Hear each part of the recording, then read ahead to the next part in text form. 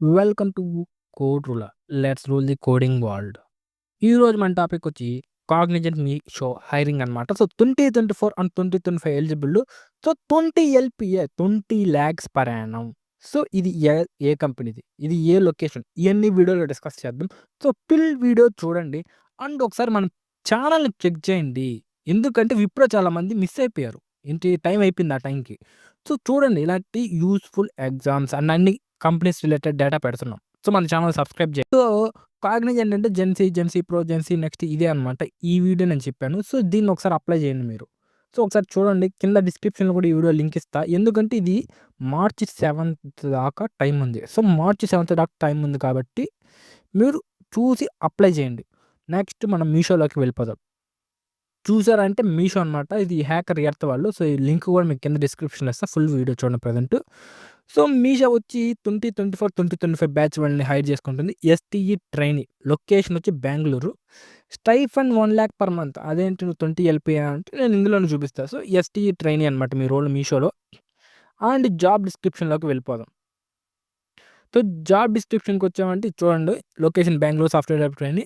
INR 20 LPA 20 lakhs per Yanam. So fixed అనమాట. Plus benefits like అడగగా tax అది like ఉంటాయి కదా, క్యాబ్ రిలేటెడ్ లేదు ఫుడ్ రిలేటెడ్, అవి మీకు ఎక్స్ట్రాగా బెనిఫిట్గా ఇస్తారు. సో ఇదంతా డిస్క్రిప్షన్ ఇవ్వటం వాళ్ళ కంపెనీ గురించి. Key responsibilities, technical requirements. So ఇది ఇంపార్టెంట్ మనకు. So 0 to 1 years of experience. So problem solving skills important ఇక్కడ. And data structures and algorithms తెలియాలి. స్పేస్ అండ్ టైమ్ కాంప్లెక్సిటీ అంటే ఏదో తెలుసుకోండి. అండ్ ప్రాక్టికల్ వర్కింగ్ ఎక్స్పీరియన్స్ అంటే ఒక ప్రోగ్రామింగ్ లాంగ్వేజ్ అయినా పర్ఫెక్ట్గా స్ట్రాంగ్గా ఉండాలి. ఓకే. సో మన ఎలిజిబిలిటీ క్రైటీరియాకి వెళ్ళిపోదాం. అంటే ఎవరెవరు ఎలిజిబుల్. సో ఇక్కడ చూస్తుంటే BE, BTech, ME, MTech. So అందరూ ఎలిజిబులే. సో సిఎస్సి వాళ్ళు, ఐటీ వాళ్ళు, ECE, triple E and I streams and MCA వీళ్ళంతా ఎలిజిబులే. సో మీరు 2024 పాస్ అవుట్ అయినా, 2024 పాస్డ్ అవ్వబోతున్నా, సో మీకు ప్రజెంట్ ఏ యాక్టివ్ బ్యాక్లాగ్ ఉండకూడదు అనమాట. సో అది చూసుకోండి. బ్యాక్లాగ్స్ ఉంటే వాళ్ళు ఒప్పుకోరనమాట. సో ఏంటంటే టైమ్ లైన్స్ అనేది చూడండి.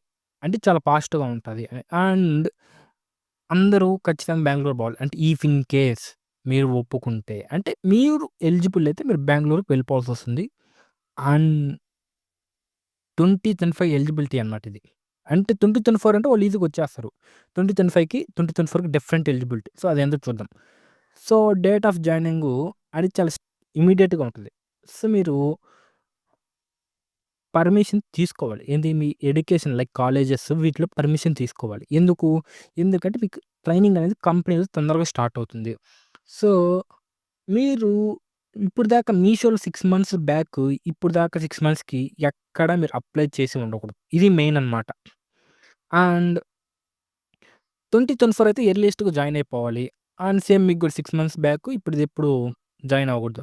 సో ఈవెంట్ టైమ్‌లైన్ ఒకసారి చెక్ చేద్దాం. ఇందాక నుంచి ఈవెంట్ టైమ్‌లైన్ అంటున్నా, అది ఏందని చూద్దాం.